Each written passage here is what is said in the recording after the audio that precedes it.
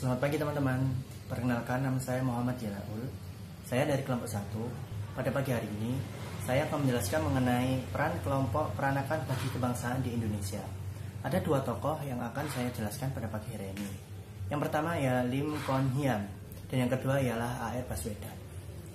Lim Kon Hian merupakan seorang tokoh wartawan dan politik Hindia Belanda. Ia dilahirkan di Tanah Banjarmasin pada tahun 1897 dalam keluarga pedang kecil Tionghoa Peranakan, dan meninggal di Medan pada tanggal 5 November 1952. Lim Kon Hian merupakan salah satu tokoh yang memperjuangkan kemerdekaan Indonesia. Namun sampai di akhir hayatnya beliau terpaksa menanggalkan kemerdekaannya karena suatu tragedi yang lumayan memukul dirinya.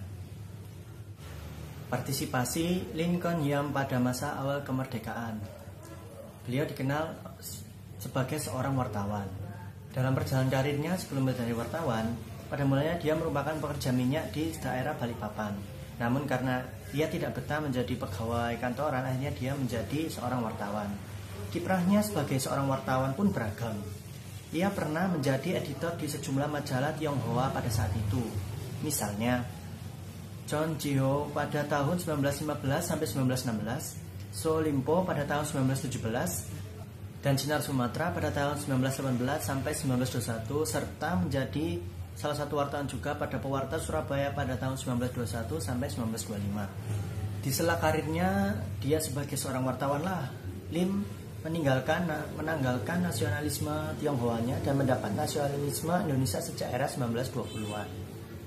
Dengan visinya tentang kewarganegaraan Indonesia pada saat itu, Lim kemudian mendirikan Partai Tionghoa Indonesia atau PTI yang mendukung gerakan dan perjuangan kemerdekaan Indonesia. Di samping itu, Lim tetap bekerja sebagai wartawan, memimpin redaksi Sintipo pada tahun 1929 hingga 1932. Kemudian ia pindah sebentar ke Kong Hoa Po sekitar April tahun 1937 hingga November 1938, lalu kembali lagi ke Sintipo pada awal 1938. Pada fase inilah seorang Lim Kon Hian mulai berpartisipasi dalam kemerdekaan Indonesia melalui jalur politik dengan terbentuknya Partai Tionghoa Indonesia. Pada tahun 1933 hingga 1935, Lim pindah ke Jakarta dan kabarnya ia pun berkuliah di Reds Hoger School atau Sekolah Tinggi Hukum. Pada akhir tahun 1930-an juga, ia aktif melakukan propaganda anti-Jepang. Bahkan ia sempat ditahan selama masa pendudukan Jepang. Namun, kemudian ia dibebaskan berkat koneksinya dengan Nyonya Honda, seorang kenalannya dari Kembang Jepun, Surabaya.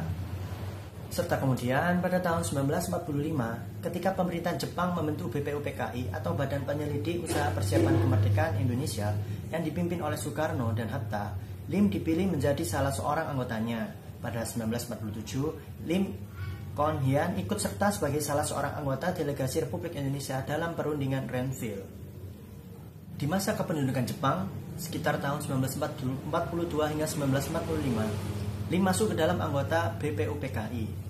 Namun di sini Lim Kon Hian mendapat pukulan dari para koleganya, di mana ketika dia mengusulkan keturunan Tionghoa otomatis diberi status warga Indonesia, para anggota lain menolak. Sebagai bentuk kekecewaan itu, Lim mengajukan surat pengunduran diri sebagai anggota BPUPKI. Tidak sampai di situ saja, kekecewaan seorang Lim Kon Hian setelah Indonesia merdeka pun bahkan ia pernah ditangkap.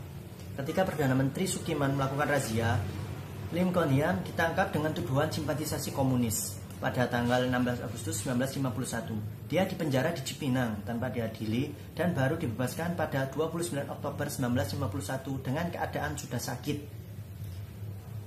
Dia jengkel karena ditangkap dan dipenjara tanpa diadili. Ditambah banyak kawan-kawannya di PTI atau Partai Tionghoa Indonesia juga diperlakukan tak selayaknya.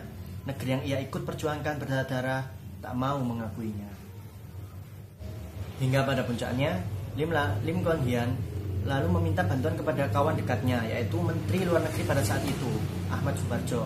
Namun, bantuan itu tak kunjung turun. Kejadian ini sangat mengecewakan Lim Kon Hian.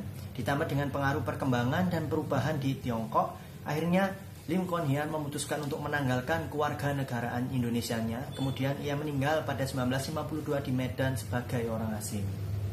Halo teman-teman, saya dari kelompok 1. Saya akan melanjutkan penjelasan dari teman saya tapi saya akan menjelaskan tentang Abdurrahman Baswedan atau biasa disebut A.R. Baswedan. A.R. Baswedan ini lahir di Surabaya, Jawa Timur 9 September 1908. Meninggal di Jakarta pada tanggal 16 Maret tahun 1986 pada umur 77 tahun.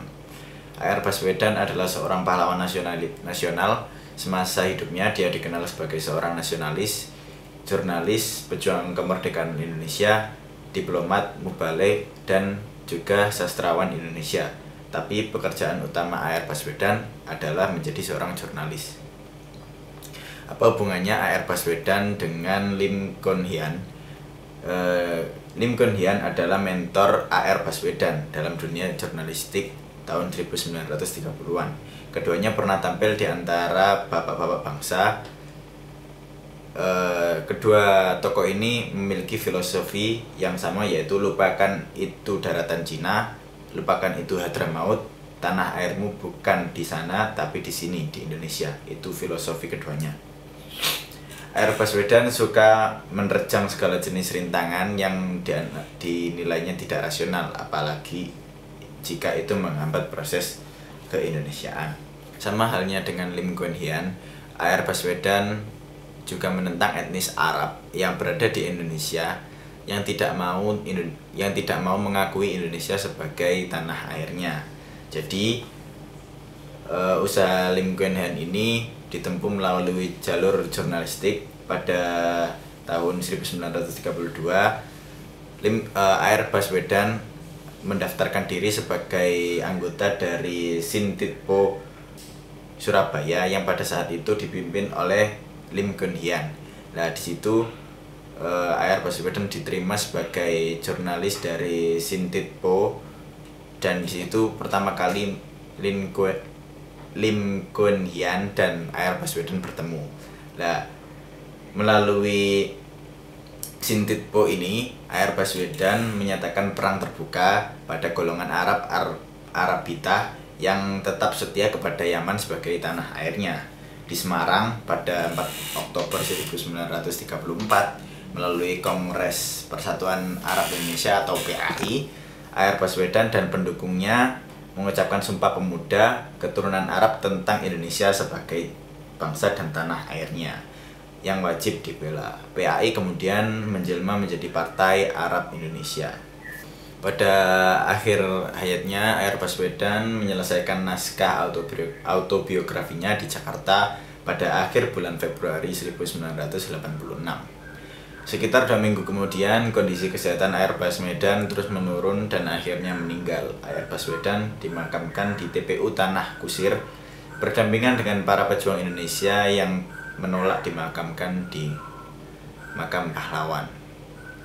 Sekian presentasi dari kami. Jika ada salah, mohon dimaafkan. Wassalamualaikum warahmatullahi wabarakatuh.